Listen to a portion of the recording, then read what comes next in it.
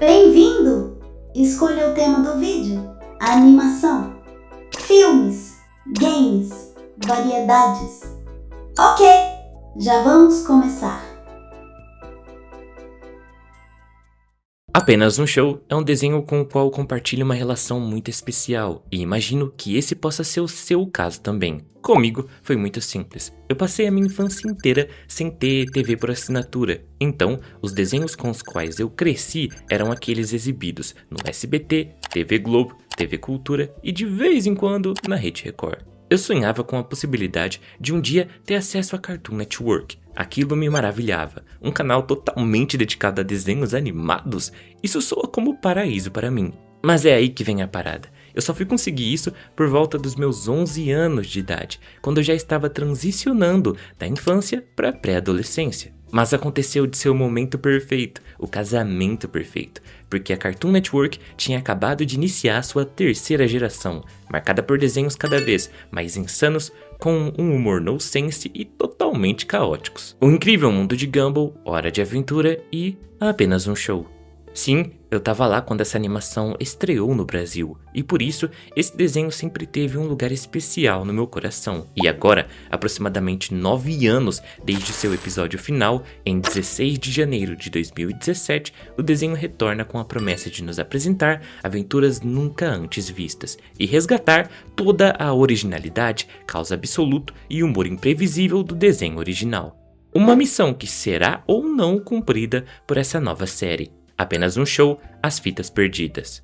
É claro que com isso surgiram várias dúvidas, receio, desconfiança e até uma revolta por parte dos fãs. As frases mais comuns de serem vistas por aí eram coisas como: "Vocês não sabem finalizar nada", "Já acabou, deixa quieto", "Pra que estragar o final perfeito?", "Mas será que é a hora certa de retornar?". E olha, essas são frases muito fáceis de se compreender, tanto que eu mesmo senti que parecia cedo demais para fazer um retorno a algo tão marcante. Talvez eles pudessem ter deixado o tempo passar um pouquinho mais. Quando perguntado sobre isso, a resposta do criador da animação, J.D. Quintel, foi a seguinte: "Porque agora é o momento certo para o retorno de Apenas um Show. Eu sei que muitos estúdios estão trazendo reboots de volta, e isso faz parte do negócio. Mas, para nós, depois da pandemia, quando começamos a sair mais e encontrar pessoas, percebemos quantas pessoas assistiam à série. Eu prefiro meio que me recolher na escuridão quando se trata de aparecer em público. A animação definitivamente é para pessoas tímidas. E as pessoas vinham falar comigo. E eu ficava tipo, o quê? Como você sabe o meu nome? Ou eu estava pedindo um hambúrguer e o cara dizia, cara, você é o J.D. Quintel, é de graça. E como eu te falei, eu conheci crianças que nem tinham nascido quando a série foi lançada, e eu vi elas dizerem, é minha série favorita de todas. Então eu pensei, cara, as pessoas realmente gostam disso. A série ainda funciona, ter a chance de trazê-la de volta, sabendo que ainda temos tantas histórias para contar para pessoas que talvez ainda nem tenham nascido, mas que um dia possam descobri-la e pensar, cara, essa série é muito boa, e depois ainda terem a série original para assistir também, e isso é realmente empolgante, porque eu penso, se elas ainda não viram, vão poder assistir pela primeira vez. Isso é muito legal.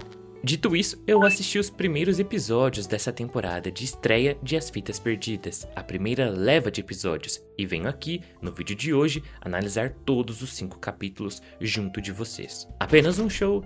Ainda é apenas um show? Estamos apresentando Zoot, a seguir Apenas um Show.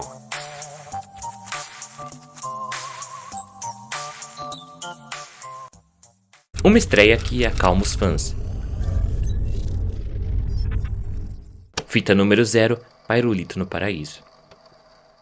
Logo no início, a equipe responsável por Apenas um Show sentiu que era necessário dar uma explicação satisfatória para os fãs, mesmo que isso signifique um episódio de abertura inusitado. And again, we came up with a way that we're really excited about. And the first episode of this season is like a half-hour special that really explains everything about like how it's gonna kind of work. Eles estavam totalmente cientes do fato que muitos fãs estavam rangendo os dentes, cerrando os punhos e prontinhos para atacar todo mundo caso o final de Apenas um Show fosse de alguma forma desfeito, ignorado ou, quem sabe, descanonizado. Então não, esse não é o caso, e toda a sequência inicial é basicamente o desenho pedindo para que essas pessoas se acalmem e por favor abaixem as armas. O final continua sendo respeitado.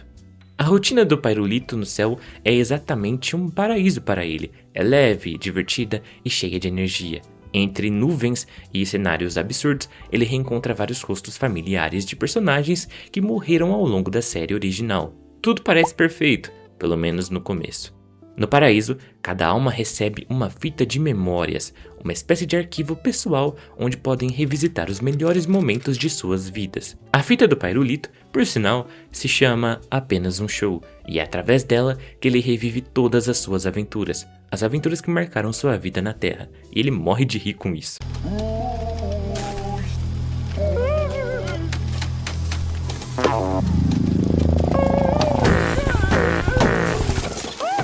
Mas, de repente, a fita quebra. Desesperado, Pyrolito procura ajuda e acaba indo até a casa da sua vizinha, Gale. É lá que surge uma figura estranha, um sujeito carismático, falastrão e claramente suspeito, chamado Jumpft. Com discurso de empresário caricato, ele oferece uma solução moderna para os moradores do céu: abandonar as suas fitas físicas e transformar todas as memórias em arquivos digitais. Mas Pyrolito não confia nem por um segundo naquele sujeito. Determinado a recuperar sua fita original, ele inicia uma longa busca pelos cantos mais esquecidos do paraíso, tentando encontrar alguém que seja capaz de, pelo menos, consertá-la. A jornada leva ele até os fundos de uma loja obscura, indicada por um anjo pouco interessado em fazer o seu trabalho, dizendo que lá talvez ele encontre alguma coisa. Lá dentro, existe um verdadeiro labirinto de memórias, prateleiras infinitas repletas de fitas armazenadas há muito tempo. É nesse lugar que Pyrolito conhece Barry Sliceman, um ex-jogador de frisbee que também está procurando a sua própria fita. Barry Sliceman, jogador de golfe disco. Golfe disco? Bom, ex-jogador de golfe disco, eu acho, desde que eu sofri essa lesão. Juntos, os dois mergulham naquele oceano de arquivos esquecidos, mas logo percebem que tem algo muito errado acontecendo. Uma criatura bizarra, formada inteiramente por fitas magnéticas, surge das sombras e avisa que eles precisam correr contra o relógio. A equipe da Jumpft está destruindo todas as fitas físicas para forçar os moradores do céu a aceitarem o sistema digital. Memórias inteiras estão sendo trituradas, apagadas para sempre. Enquanto tentam cumprir o seu objetivo e achar as fitas, Pyrolito encontra inúmeras fitas que ele nunca tinha visto antes. Registros perdidos, memórias esquecidas. Mas a situação piora muito quando a fita do Barry é destruída diante deles. Consumido pela raiva, Barry ataca os funcionários da Jumpft para ganhar tempo e entrega um disco misterioso para o Pyrolito que vai guiá-lo até a sua casa. O objeto funciona como uma espécie de farol, e de fato ele funciona. Exausto e paranoico, Pyrolito finalmente chega em segurança. Sem perder tempo, ele coloca a primeira fita no aparelho, e é nesse momento que o desenho realmente começa. Apenas um show, as fitas perdidas. Fita número 1. Como sempre, Mordecai e Rigby. O episódio O Luau do Saltitão começa com Mordecai e Rigby trabalhando, o que é surpreendente. Eles estão transportando enormes sacos de lixo no carrinho de golfe, mas ficam muito animados ao lembrarem que mais tarde haverá o Luau do Saltitão, uma espécie de evento de origem havaiana. E o que anima mesmo eles são os famosos hambúrgueres originais do Saltitão. Distraídos com isso, eles capotam o carrinho e espalham sujeira por todo lado, com os sacos de lixo se espalhando, voando longe. E além disso, eles quase destroem a moto que o Benson alugou para impressionar uma mulher que virá mais tarde participar do luau. Furioso, o Benson obriga os dois a recolher todo o lixo e levá-lo direto ao lixão sem usar nada que contenha rodas, sem bicicletas, skate, patins, nada com rodas, além de proibi-los a aparecer no luau antes de terminarem o seu trabalho. Só temos algumas horas para levar 1 milhão de sacos de lixo e você perdendo tempo com pudim vencido. Peraí, você viu isso? Envie 600 tampas de pudim e ganhe um aero skate de graça. Mas eles juram que tiraram a sorte grande ao descobrirem uma promoção que leva eles até um air skate, um skate aéreo, sem rodas. Depois deles juntarem várias tampinhas para conseguirem finalmente o prêmio, eles levam até uma empresa e descobrem que a promoção era falsa e recebem apenas um projeto para montar um veículo aéreo. Com a ajuda do Musculoso e do Fantasmão, os dois conseguem construir uma máquina que é até mais potente do que um air skate, e assim eles começam a transportar o lixo voando. O problema mesmo é que o governo interpreta o veículo como uma nave alienígena. Caças militares perseguem Mordecai e Rigby pelos céus enquanto eles fogem sem entender o que está acontecendo, causando destruição por todo o caminho. E a perseguição termina justamente no luau do Saltitão, onde eles caem no meio da praia, estragando a festa e destruindo tudo, incluindo o encontro romântico de Benson. Depois, os agentes do governo descobrem que eles não eram alienígenas coisa nenhuma e ficam bem decepcionados. E a situação fica pior quando o piloto de caça que estava perseguindo eles reconhece a mulher que estava com o Benson e os dois se aproximam novamente, sendo amantes do passado e deixando o Benson arrasado. O episódio termina com o Benson berrando para Mordecai e Rigby limparem toda a bagunça, enquanto os dois percebem que estragaram tudo mais uma vez, mas, pelo menos, sobraram 2 hambúrgueres. Minha opinião, apenas um show aposta no seguro e nos entrega um episódio no qual todas as dinâmicas clássicas que definiram esse desenho para sempre estão presentes. Tudo funciona, desde as piadas até as situações apresentadas. A animação é um pouco limitada, mas em nada atrapalha. E eu não sei vocês, mas a animação ela não me incomodou em nenhum momento. Quando a série tinha sido anunciada e o primeiro trailer lançado, eu já vi muita gente reclamando, falando que estava esquisito. Quando ela saiu recentemente, ontem mesmo, eu já vi gente reclamando também, falando que parecia um monte de PNG que alguém arrastava com o mouse pela tela.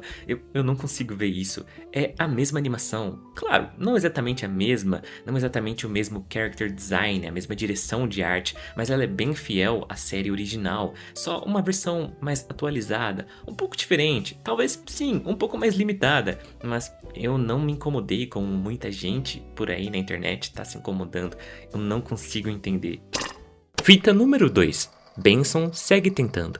O episódio seguinte, Blade Games, começa com Mordecai e Rigby ignorando o trabalho para assistir a um reality violento chamado Blade Games, onde competidores usam lâminas gigantes em desafios absurdos. Eu não acredito como os jogos afiados são legais! Eles são tipo... Benson aparece bem irritado e manda os dois cuidarem das tarefas acumuladas do parque, mas eles continuam enrolando. Tentando resolver a situação, Benson aceita antigas fitas de treinamento do Pairulito de quando ele foi gerente do parque. Essas fitas contêm técnicas de liderança ensinadas por Joan Crandon. Primeiro, ele tenta elogiar Mordecai e Rigby, uma técnica na qual elogios motivam o trabalhador ainda mais, para fazer o seu trabalho cada vez mais empolgado. Porém, eles só entendem isso como desculpa para vagabundear mais ainda. Depois, ele aprende sobre e tenta usar a psicologia reversa, mas fracassa completamente e acaba deixando os dois ainda mais preguiçosos. A única técnica que funciona é a gamificação, um processo no qual você transforma o trabalho em um game, e o Benson faz isso. Ele transforma as tarefas do parque em uma competição inspirada no Blade Games, criando desafios para cortar bambus, aparar arbustos e remover balões. Mordecai e Rigby entram totalmente na disputa, e logo o Musculoso, o Fantasmão e o Pairulito aparecem para assistir à competição.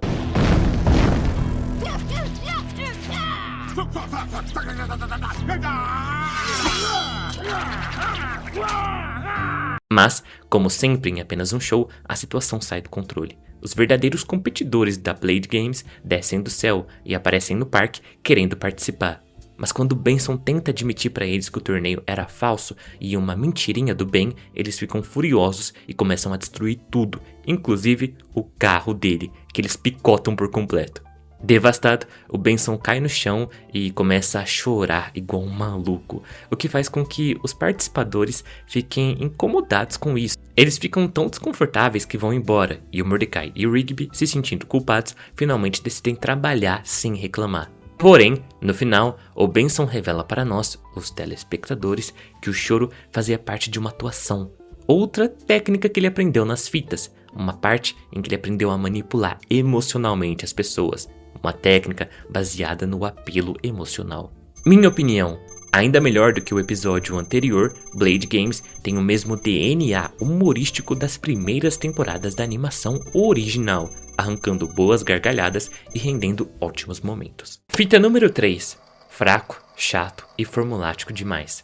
Fica subentendido que no terceiro capítulo os rapazes ainda são novatos no parque, o que também nos dá uma dica de como essa animação não segue uma linha do tempo contínua. Cada episódio parece se passar em um ponto diferente do tempo. Já pegaram seus jeans pro dia do jeans amanhã? Dia do jeans? Quem inventou esse negócio? Eu já peguei o meu na lavanderia. Ele começa com o Musculoso pregando várias peças em Mordecai e Rigby, como inventar o dia do jeans e fazer os dois passarem vergonha usando roupas ridículas.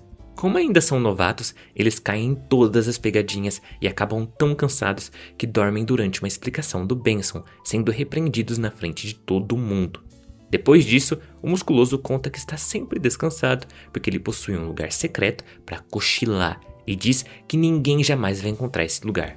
Querendo se vingar das pegadinhas, Mordecai e Rigby tentam seguir o Musculoso, mas falham. Então, eles pressionam o Fantasmão, que acaba revelando a localização do esconderijo, um antigo parquinho infantil abandonado.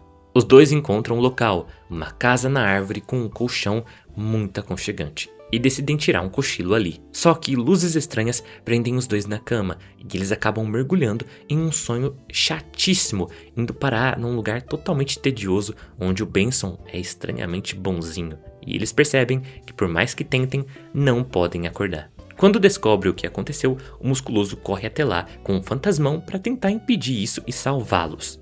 Dentro do sonho, Rigby acredita que dormir novamente pode ser a chave para acordar, mas acaba descendo para um segundo nível ainda mais surreal e psicodélico. Mordecai decide que vai atrás dele, mesmo que depois o Musculoso também entre no sonho e tente alertá-lo do perigo do segundo nível, para onde o Rigby desceu. Eu vou atrás do Rick. Não, é perigoso demais cochilar mais profundo. Ah, peraí, não faz isso, calma aí, Apollo.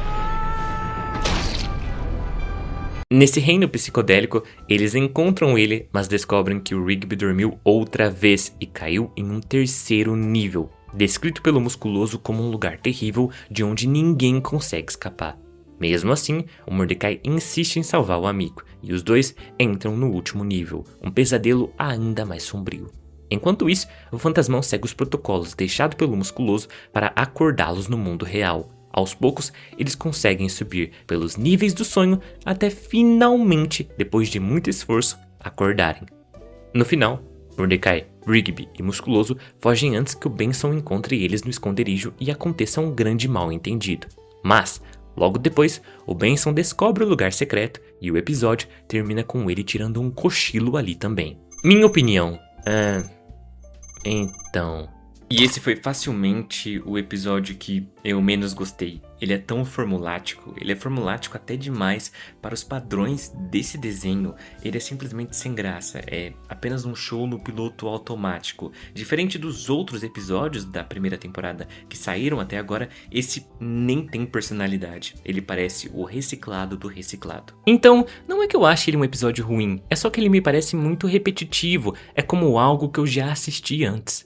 Antes de analisarmos os dois últimos episódios dessa primeira leva de capítulos, eu preciso levantar uma pergunta. Vocês perceberam que a dublagem de alguns personagens mudou? Olha, se não são meus dois funcionários favoritos. Onde? E olhem só para esses arbustos.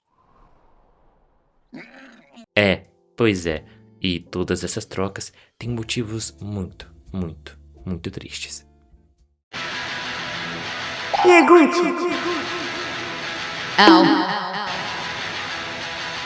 Zunil! Esse sou eu!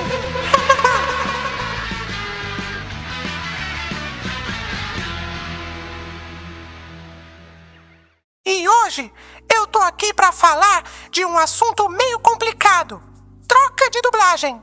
E olha, isso pode acontecer por vários motivos. Às vezes, muda o estúdio inteiro. Tipo o que aconteceu com Game of Thrones, que saiu de um estúdio do Rio de Janeiro e foi para um de São Paulo. Aí praticamente todas as vozes mudaram. Mas no caso de apenas um show, a situação é bem mais delicada. E sinceramente, bem triste também.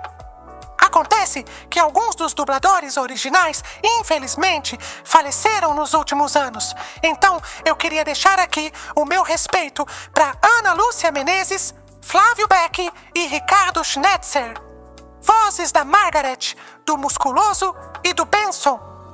Além disso, o André Belizar, que fazia a voz clássica do Pairulito, precisou se afastar por questões de saúde. Então, esse é o motivo das trocas.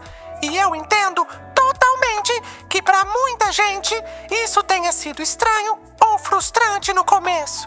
A gente se apega muito às vozes dos personagens, né? Mas eu acho importante lembrar que os novos dubladores ainda estão entrando nos personagens. Com o tempo, eles podem ir pegando cada vez mais o jeito, ficando mais naturais e fazendo um trabalho muito legal também. Fita número 4. Tentando algo novo. Eu aprecio a tentativa desse episódio de focar um pouco nas meninas e dar um protagonismo bem raro de se ver pra elas, principalmente pra Aileen. O problema é que a trama em si é bem maçante e fica só atrás do terceiro episódio como o mais chatinho. Na cafeteria, Mordecai e Rigby estão conversando com Margaret e Aileen, mas tudo muda quando uma mulher misteriosa e excêntrica chamada Valência aparece oferecendo amostras grátis de um donut especial que mistura café e donut em uma única receita. Todos gostam da novidade, mas Aileen desconfia da personalidade dela e acredita que o food truck do outro lado da rua pode virar uma ameaça para a cafeteria. Não demora muito para as coisas saírem do controle e a previsão da Aileen começar a se concretizar. Depois de provarem os donuts, policiais ficam tão impressionados que entregam um prédio abandonado do outro lado da rua para Valência abrir o seu próprio estabelecimento. O lugar vira um sucesso rapidamente, atraindo clientes em massa que estão interessados em comidas exageradas e ultraprocessadas, enquanto a cafeteria da Margaret e da Aileen começa a perder público. Peraí, já sei! E se fizermos a fusão perfeita de comida? Café da manhã, almoço e jantar. Mas como faremos isso? Eu sei lá. E se a gente fritar tudo em um bolão? Desesperadas, as duas decidem criar uma comida fusão suprema, misturando vários tipos de refeição em uma única gororoba. Um tipo de alimento que ia valer para o café da manhã, para o almoço, para a janta, para tudo. Só que a experiência abre um portal que puxa as duas para outra dimensão, onde encontram 3 deusas da comida fusão e 3 deusas das comidas clássicas. As deusas da fusão querem que elas continuem com o projeto, dizendo que aquela comida vai mudar a alimentação do mundo inteiro, enquanto as deusas da comida clássica mandam elas destruírem tudo antes que seja tarde demais. Elas escolhem ficar do lado das deusas da comida clássica e voltam para impedir a criação da gororoba, mas a Valência já roubou as amostras e começa a anunciar o produto como seu novo lançamento. Minha nova criação! Valência, para! Os bolões serão tão populares que vão extinguir o conceito de refeições como conhecemos!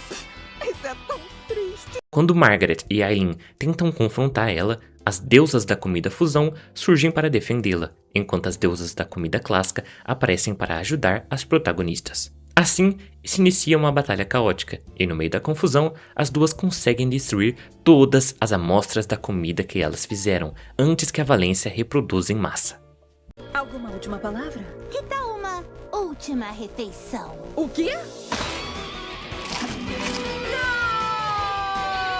No meio dessa guerra maluca, o estabelecimento é destruído e a Valência surta por perder sua grande invenção. O episódio termina com ela sendo presa depois de simplesmente perder todo o controle. Minha opinião, o reforço é reconhecido e apreciado, mas o episódio não cumpre muito bem o seu papel. Agora iremos para um rápido intervalo. A gente já volta. Relaxe um pouco, respire fundo, absorva todas as informações. Você está assistindo Zurt.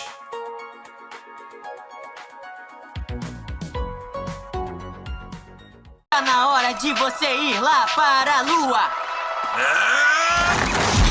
Esse desenho é muito engraçado. É, eu tinha me esquecido que era tão bom. É demais, é incrível, supimpa, do balacobaco. Eu quero ver esse desenho para sempre. Aí, Pípedo, sabe o que eles acabaram de fazer com o saltitão? Sim, eles mandaram o saltitão para a lua, foi tão legal. Cala a boca ou a gente vai fazer o mesmo com você, seu insuportável.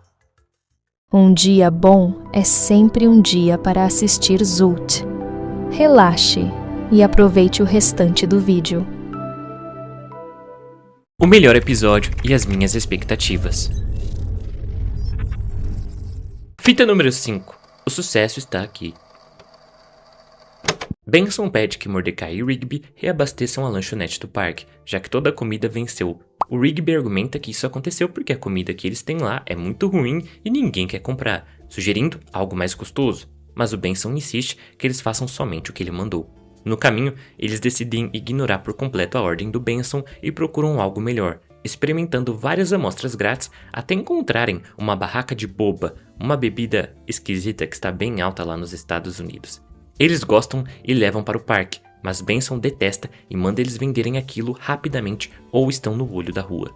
Como ninguém se interessa e todos, além dos dois, acham muito ruim, eles tentam criar um mascote para atrair a atenção do público e fazer com que eles se interessem pelo boba. O Pairulito ajuda eles no processo, mas de nada adianta. No início, não funciona, mas quando ele reclama de sede e bebe o boba, ele sofre uma transformação. Ganha uma personalidade animada e carismática, com um terno verde, um chapéu e óculos, virando Boba Casanova. Isso faz o produto explodir em popularidade e formar filas enormes na lanchonete, já que o Boba Casanova é uma máquina de vender, ele é extremamente carismático e todos amam ele. O problema é que quando o efeito da bebida passa, o Pairulito fica cada vez mais fraco e murcho, ele tá murchando, definhando, a cada uso ele fica pior.